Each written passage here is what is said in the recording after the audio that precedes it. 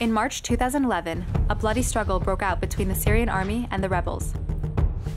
Hezbollah, the Iranian army, Jabhat al-Nusra, the Islamic State, and other organizations are fighting against each other.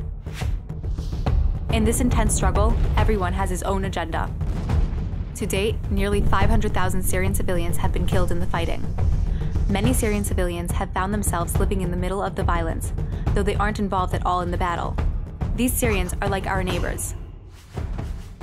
Some of them have lived in the area since long before the fighting began, while others are displaced persons who have arrived from deep in the Golan Heights as a result of the fighting. Nearly 400 families live in tents near the border with Israel. The reality is very complex. In the Golan Heights, there are only 3 hospitals and fewer than 10 medical clinics. There's a serious shortage of medical supplies. Additionally, the education system hasn't been able to provide the Syrian children with a formal education for several years. Most homes don't have electrical infrastructure, and in the winter, there's no oil for heating. There's also a constant shortage of food. Instead of living their lives, people worry about what tomorrow will bring. When the battle is only a few miles away, there's a lack of basic necessities. People struggle to survive on a daily basis.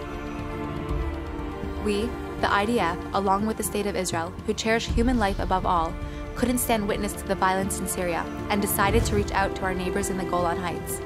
On February 7, 2013, 7 wounded Syrians approached the border. IDF troops realized that they needed medical treatment and brought them to the hospitals in northern Israel.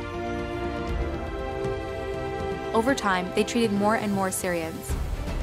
They built the Tchelet Argaman Field Hospital, and when it was closed, the treatment was moved to other hospitals in northern Israel. Since that day, we have cared for more than 4,000 wounded Syrians and continue to take in wounded people almost every night. The humanitarian effort expanded further with the creation of the Good Neighbor Administration, together with internal organizations and private donors. We aren't only treating injured locals. We're providing humanitarian and medical aid, as well as improving our neighbors' living conditions.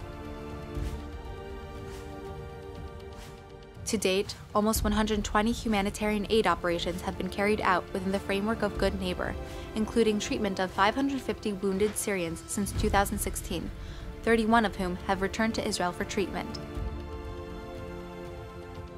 We will continue to support our neighbors in the Golan Heights as long as we're able to do so and as long as they need help.